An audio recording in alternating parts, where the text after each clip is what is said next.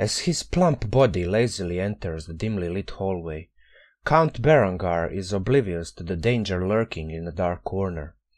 Baron Mornell, his fiercest political opponent, hired a trained killer to take the Count out of the race for city mayor. The Count hears a faint whisper in a language somewhat familiar, yet distant and unrecognizable, and moments later an arrow pierces straight through his chest.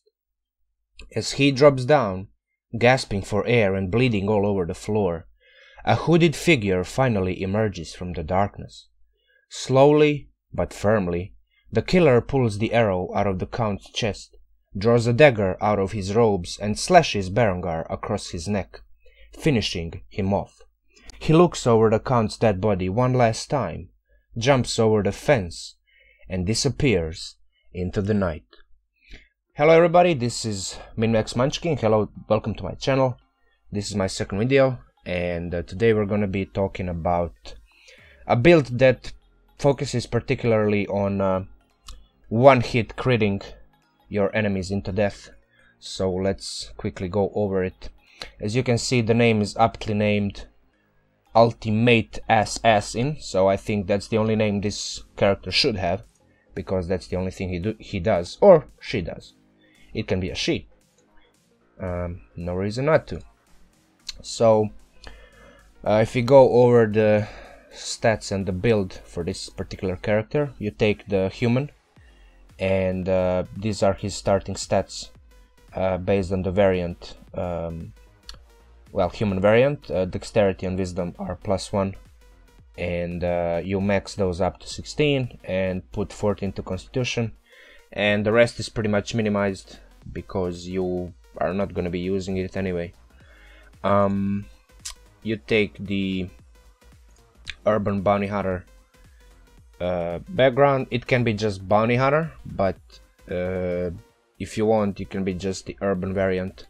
And in my opinion, due to the fact that you're gonna be maxing dexterity and wisdom, I would take insight and stealth from these 4 skills that are given to you to choose from. In terms of musical instruments, gaming sets, you get thieves tools from rogue, so pretty much take these 2. And equipment, all that stuff is pretty much flavor, but you can work out some stuff with your DM if you want. Okay, let's go quickly over the classes for this obviously multi-class build. The biggest one is rogue, assassin rogue, obviously, because you are the assassin. And you start at the first level of rogue. You get your dexterity and intellect saves, 4 skills.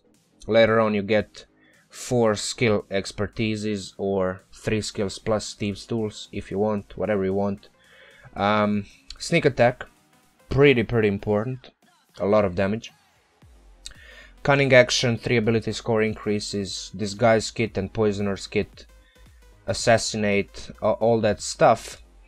The most important part is pretty much the assassinate, because it gives you advantage on attack rolls for all the creatures that haven't taken a turn in combat, and all hits are crits if you manage to surprise your opponent, which this particular build is very good at. 4 levels of Gloomstalker Ranger from Xanatar's Guide to Everything is I think the vital part of this build for it to work as it's intended to. You get all the usual stuff the ranger does. You get additional fighting style, well, the first fighting style, because this is the first class you're gonna dip into. At 3rd level of Gloomstalker Ranger you get, let me just quickly switch, you get a Disguise Self spell, you get Dread Ambusher and Umbral Sight. These 2 abilities are just like plain insane. Dark Vision is obviously always good. Invisibility in darkness to any creatures that rely on Dark Vision. The way I read this, you can pretty much stay invisible while in darkness indefinitely, because that's how it's written. Now your dungeon master might make it so that while if you attack or do or cast a spell or something else, you cease to be invisible. But the way it's written, and in my opinion the way it's intended to work, is that while in darkness you are invisible to any creature that relies on dark vision to see you in that darkness, whatever you do. So yeah, there's that. It's pretty insane if your DM is gonna let you use this as I think it's intended to be used. Dread Ambusher, another cool ability, which the most important part of this ability is the bonus to your initiative rolls that equals your wisdom ability modifier. This is huge because we are going to be combining this with the dexterity, which always gives bonus, and we are going to take the alert feat, which gives you +5 additional bonus to your initiative, and on top of that you cannot be surprised, and other creatures don't have advantage if they are hidden from you. So yeah, that's that for Spellshunter's Mark, obviously a must for this type of build. And on level 4 you get one more ability score increase. Now if we go over the fighter portion of this build, which we are gonna take from Xanatar as well, we are gonna take Arcane Archer. You get one more fighting style. You get Second Wind, which is a bonus action heal, Action Surge, aka the most broken mechanic of all mechanics. 2 Arcane Shot options. These are huge, and let's just go quickly over them. These are your Arcane Shot options. You get them at 3rd level. You pretty much ignore the DCs for saves, because all of these abilities force the creature you are attacking to make certain type of saving throw. Your intelligence is not gonna be that high, 12 at max, so we are taking this primarily and particularly for the damage portion of these abilities. All of these Arcane Shot options give additional 2d6 damage of varying kind. For example, it can be force damage, psychic damage, any type of them, just piercing, poison, slashing, necrotic, psychic again. So yeah, I mean, all of these options are good. In my opinion, in my humble opinion, Bursting Arrow and Grasping Arrow are the best, because they give the Bursting Arrow gives you a little bit of that AoE, which this build lacks. So in a pinch you can kind of pull some area of effect damage, and the Grasping Arrow just pretty much engulfs the creature in brambles, shambles, vines, whatever, and if the creature at hand that you attacked fails the saving throw, it keeps taking damage every subsequent turn. So yeah, this has a potential to deal the most damage out of all 8, or how many are there options here. So yeah, there's that. And 2d6 is 3 levels of rogue if you just go over it mathematically, because in order to increase your sneak attack from, for example, let's just go back and see. For example, if you want to increase your sneak from 5d6 to 7d6, you need 3 levels if you are level 10, 4 if you are level 9, obviously. So what this Arcane Shot options does is kind of hacks your way into additional sneak damage that you can output, not like directly, not really, but plus 2d6 damage per short rest, because Arcane Shot options are a short rest mechanic. It gives you a lot of that like boost to damage that you miss if you don't go with 6 additional levels of rogue. Obviously you get some ability score increase from the fighter class. You get extra attack. This is important on later levels, so your build is not that much of a one-trick pony. And Arcana or Nature proficiency and Prestidigitation or Druidcraft cantrip just gives you a little bit of that extra versatility in certain kinds of situations. Now, in my opinion, this type of build has 2 types of progression, depending on where your campaign is gonna end. As you can see from the list here, first level of rogue is pretty much a must, at least that's how I see it, how I envision it.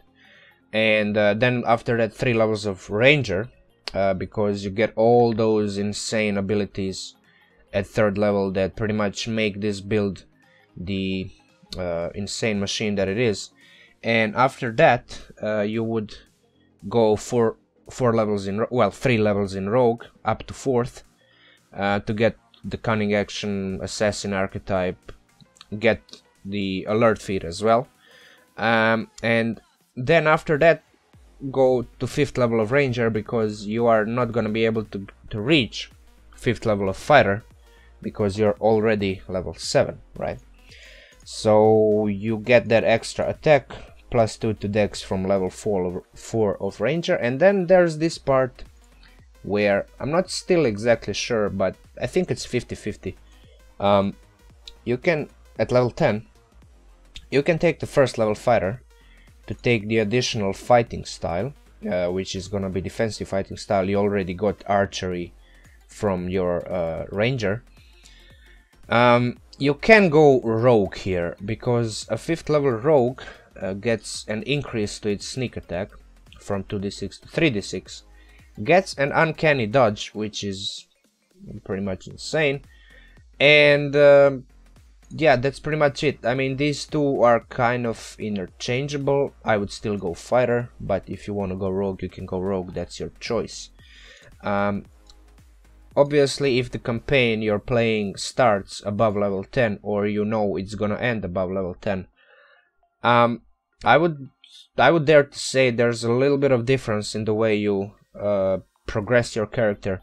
You can still obviously do whatever you want, but in my opinion, the first 4 levels, the first 7 levels are exactly the same as with the up to level 10 progression. But after that, I would, instead of going ranger again, like here, after level 7 you go 2 levels of ranger, you pretty much leave your ranger at level 3 to go 6th level of fighter, because just straight up going from level 7 to 13 with 6 levels of fighter gives you a ton of utility that is going to be useful in tier 2 and tier 3, well, tier 3 levels of your campaign. You get defensive fighting style, which is a +1 to AC, second wind, your bonus action heal, action surge, which is insane, arcane shot options, which are kind of like your hack towards more sneak attack damage, extra attack obviously, and +4 to dex, because 6 levels of fighter gives you 2 ability score increases at level 4 and at level 4 and level 6, and you get +4 to dex from those two. After that, obviously take 1 more level of ranger, because it's just 1 more level to get that additional ability score increase. And then after that is done, from level 14 to level 20 you go straight rogue, up to level 10 of rogue, to get all the goodies the rogue does. Now it's pretty much high level, and most campaigns don't end at level 20, but in case you do, I think this is the way you should go.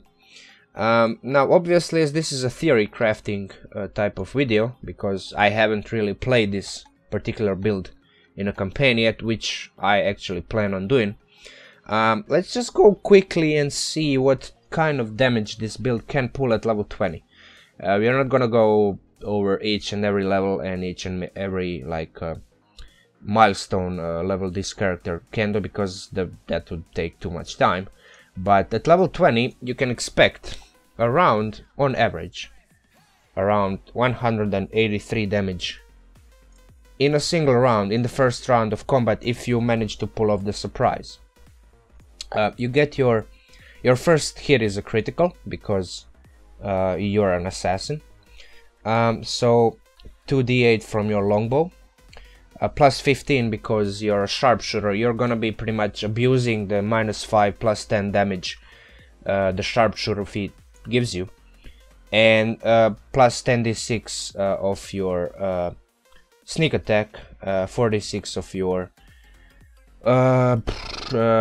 Arcane Shot, 2d6 of your Hunter's Mark, and well, this one, yeah. So that's the first hit. The second hit is your extra attack, which is just a basic attack with your longbow, and we are gonna assume that you won't pull off any more criticals, which can still happen, but yeah, if you pull off a critical, it's just gonna be insane. So 1d8, 2d6 from your Arcane Shot, your second Arcane Shot, and one more 1d6 from your Hunter's Mark. Now, where this build actually excels over the just straight up assassin is you get 5 attacks in the first round of surprise, in your surprise round, right? So critical hit, extra attack, additional attack from the ranger class, as we saw.